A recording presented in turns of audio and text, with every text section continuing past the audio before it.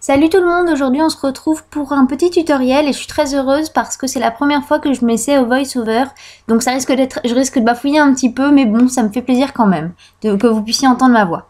Donc pour le matériel d'une water marble, vous aurez besoin d'une base, d'un récipient vide et d'un cure-dent pour tracer le water marble, de divers vernis crème et d'un top coat. Je vous conseille d'appliquer une base blanche en dessous de votre water marble pour que les couleurs ressortent mieux. J'ai oublié de le mettre dans la liste du matériel, mais c'est quand même assez important. Donc on passe maintenant au nail art à proprement parler. Donc dans votre pot d'eau, vous commencez à appliquer vos gouttes en cercle concentrique. Là, je vous montre une petite astuce qui consiste à prendre un cure-dent et à racler le bord de votre water marble parce que sinon les premières gouttes de vernis ne vont pas bien fuser, ne vont pas bien s'étaler et ça risque de poser des problèmes parce que du coup votre motif sera très petit et vous risquez d'avoir du mal à trouver une zone qui vous plaît. Donc on continue comme ça jusqu'à ce que les couleurs fusent bien, qu'elles ne s'évasent plus ou que vous ayez un rendu qui vous plaît. Si vous voulez très peu de cercles, pas la peine d'attendre que ça remplisse jusqu'au fond. Comme vous le voyez, j'ai maintenant pris mon cure-dent et je commence à tracer mon motif. Donc je pars du centre, la dernière goutte posée, et je remonte vers l'extérieur sans jamais toucher la couche la plus externe parce qu'elle a déjà eu le temps de sécher. Et si je la touche, il est probable que tout le motif s'écrase et soit complètement détruit.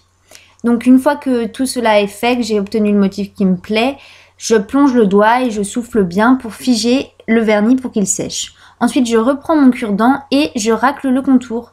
Comme ça, tout l'excédent de vernis part et il n'y en a plus que sur l'ongle. Dans cette vidéo, j'ai vraiment pas eu à cœur de vous montrer le motif que je pouvais réaliser parce qu'il a été réalisé tout simplement de manière aléatoire avec le cure-dent dans un sens, le cure-dent dans l'autre, et comme ça réalisait un motif qui me plaisait plutôt bien.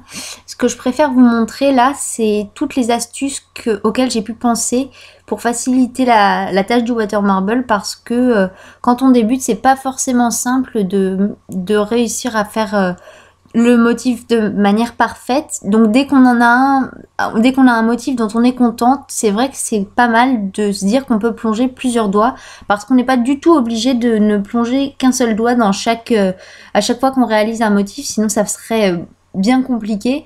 Là, ce que je vous montre, c'est que en plongeant deux doigts, ça marche aussi très bien, comme vous pouvez le voir. C'est pas plus compliqué à faire. On enlève l'excédent de la même manière et on obtient un rendu qui est vraiment très bien pour peu que les zones nous plaisent. Une troisième fois, là, je vais vous montrer que même un loupé, ça peut se rattraper. Le vernis vert que je vais utiliser, qui est en bas à gauche, là que vous pouvez voir, en fait, il va tout simplement goûter sur mon motif, sur le côté et pas du tout à l'endroit que je voulais, voilà, comme vous le voyez. Mais c'est vrai que ça n'a pas particulièrement posé de problème pour imprimer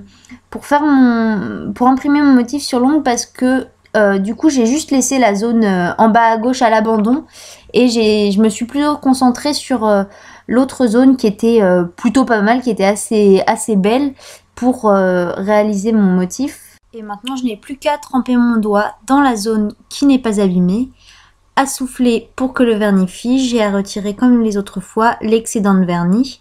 Maintenant je vais vous montrer le rendu que ça donne. On ne distingue pas du tout qu'il y a eu un souci avec des gouttes de vernis. Voilà, j'espère que ce petit tutoriel vous aura plu. Moi j'ai plus de souffle, mais bon, ça m'a fait plaisir quand même de vous parler.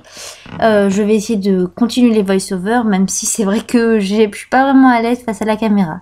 Vous pouvez me retrouver sur le blog ou sur les réseaux sociaux. Et si vous voulez en voir un petit peu plus, il vous suffit de cliquer sur la vidéo de l'autre water marble. À bientôt!